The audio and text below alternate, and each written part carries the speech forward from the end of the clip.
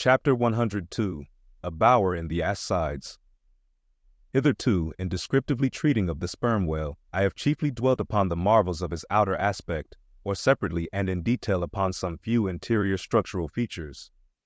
But to a large and thorough sweeping comprehension of him, it behooves me now to unbutton him still further, and untagging the points of his hose, unbuckling his garters, and casting loose the hooks in the eyes of the joints of his innermost bones, set him before you in his ultimatum, that is to say, in his unconditional skeleton. But how now, Ishmael? How is it that you, a mere oarsman in the fishery, pretend to know aught about the subterranean parts of the whale? Did erudite Stubb, mounted upon your capstan, deliver lectures on the anatomy of the cetacea, and by help of the windlass hold up a specimen rib for exhibition? Explain thyself, Ishmael. Can you land a full-grown whale on your deck for examination, as a cook dishes a roast pig? Surely not. A veritable witness have you hitherto been, Ishmael, but have a care how you seize the privilege of Jonah alone, the privilege of discoursing upon the joists and beams, the rafters, ridgepole, sleepers, and underpinnings, making up the framework of Leviathan, and belike of the tallow vats, dairy rooms, butteries, and cheeseries in his bowels. I confess that since Jonah, few whalemen have penetrated very far beneath the skin of the adult whale. Nevertheless, I have been blessed with an opportunity to dissect him in miniature. In a ship I belonged to, a small cub sperm whale was once bodily hoisted to the deck for his poke or bag, to make sheaths for the barbs of the harpoons and for the heads of the lances. Think you I let that chance go, without using my boat hatchet and jackknife, and breaking the seal and reading all the contents of that young cub? And as for my exact knowledge of the bones of the Leviathan in their gigantic, full-grown development, for that rare knowledge I am indebted to my late royal friend Tranquo, King of Tranquo, one of the Arsacides. For being at Tranquo years ago, when attached to the trading ship Dey of Algiers, I was invited to spend part of the Arsacidean holidays with the Lord of Tranquo at his retired palm villa at Pupella, a seaside glen not very far distant from what our sailors called Bamboo Town, his capital.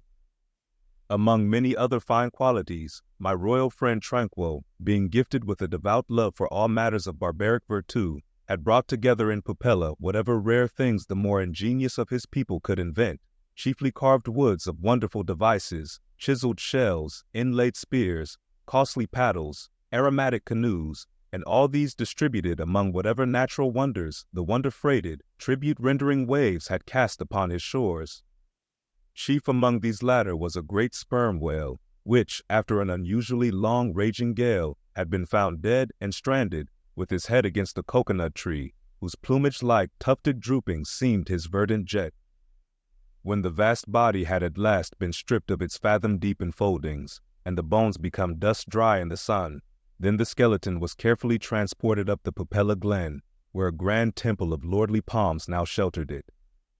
The ribs were hung with trophies, the vertebrae were carved with Arsacidean annals in strange hieroglyphics. In the skull, the priests kept up an unextinguished aromatic flame, so that the mystic head again sent forth its vapory spout, while, suspended from a bough, the terrific lower jaw vibrated over all the devotees, like the hair-hung sword that so affrighted Damocles. It was a wondrous sight. The wood was green as mosses of the icy glen. The trees stood high and haughty, feeling their living sap. The industrious earth beneath was as a weaver's loom, with a gorgeous carpet on it, whereof the ground-vine tendrils formed the warp and woof, and the living flowers the figures. All the trees, with all their laden branches, all the shrubs, and ferns, and grasses, the message-carrying air, all these unceasingly were active. Through the lacings of the leaves, the great sun seemed a flying shuttle weaving the unwearied verdure. O busy weaver, unseen weaver, pause, one word, whither flows the fabric? What palace may it deck? Wherefore all these ceaseless toilings? Speak, weaver, stay thy hand, but one single word with thee. Nay, the shuttle flies, the figures float from forth the loom, the freshet rushing carpet forever slides away. The weaver god, he weaves, and by that weaving is he deafened, that he hears no mortal voice, and by that humming, we too, who look on the loom are deafened. and only when we escape it shall we hear the 1,000 voices that speak through it. For even so it is in all material factories. The spoken words that are inaudible among the flying spindles, those same words are plainly heard without the walls, bursting from the open casements. Thereby have villainies been detected. Ah, mortal, then, be heedful, for so, in all this din of the great world's loom, thy subtlest thinkings may be overheard afar. Now, amid the green, life-restless loom of that Arsacidean wood, the great, white, worshipped skeleton lay lounging, a gigantic idler. Yet, as the ever-woven verdant warp and woof intermixed and hummed around him, the mighty idler seemed the cunning weaver, himself all woven over with the vines, every month assuming greener, fresher verdure, but himself a skeleton. Life folded death, death trellised life, the grim god wived with youthful life, and begat him curly-headed glories. Now, when with royal tranquil I visited this wondrous well, and saw the skull and altar, and the artificial smoke ascending from where the real jet had issued, I marveled that the king should regard a chapel as an object of virtue. He laughed. But more I marveled that the priests should swear that smoky jet of his was genuine. To and fro I paced before this skeleton, brushed the vines aside, broke through the ribs, and with a ball of Arsacidean twine, wandered, eddied long amid its many winding, shaded colonnades and arbors. But soon my line was out, and following it back, I emerged from the opening where I entered. I saw no living thing within, naught was there but bones. Cutting me a green measuring rod, I once more dived within the skeleton. From their arrow slit in the skull, the priests perceived me taking the altitude of the final rib. "How now?" they shouted. "Darst thou measure this our God? That's for us?" "Aye, priests. Well, how long do ye make him then?" But hereupon a fierce contest rose among them, concerning feet and inches. They cracked each other's sconces with their yardsticks. The great skull echoed, and seizing that lucky chance, I quickly concluded my own admeasurements. These admeasurements I now propose to set before you. But first, be it recorded that, in this matter, I am not free to utter any fancied measurement I please, because there are skeleton authorities you can refer to test my accuracy. There is a Leviathanic museum, they tell me, in Hull, England, one of the whaling ports of that country, where they have some fine specimens of finbacks and other whales.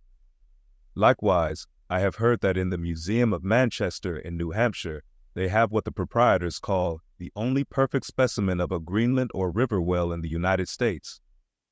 Moreover, at a place in Yorkshire, England, Burton Constable by name, a certain Sir Clifford Constable has in his possession the skeleton of a sperm whale, but of moderate size, by no means of the full-grown magnitude of my friend King Tranquil's. In both cases, the stranded whales to which these two skeletons belonged were originally claimed by their proprietors upon similar grounds, King Tranquil seizing his because he wanted it, and Sir Clifford because he was lord of the seigneuries of those parts. Sir Clifford's whale has been articulated throughout, so that, like a great chest of drawers, you can open and shut him in all his bony cavities, spread out his ribs like a gigantic fan, and swing all day upon his lower jaw. Locks are to be put upon some of his trapdoors and shutters, and a footman will show round future visitors with a bunch of keys at his side. Sir Clifford thinks of charging 2d for a peep at the whispering gallery in the spinal column, 3d to hear the echo in the hollow of his cerebellum, and 6d for the unrivaled view from his forehead. The skeleton dimensions I shall now proceed to set down are copied verbatim from my right arm, where I had them tattooed, as in my wild wanderings at that period, there was no other secure way of preserving such valuable statistics.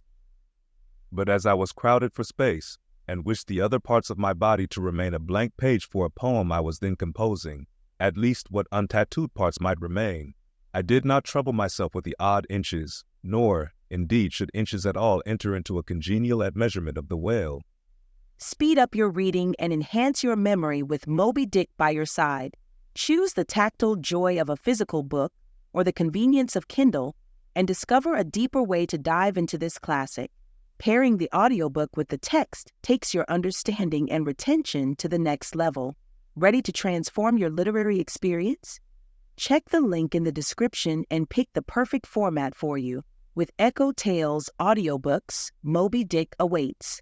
Dive deeper, read faster, remember more. Get your book now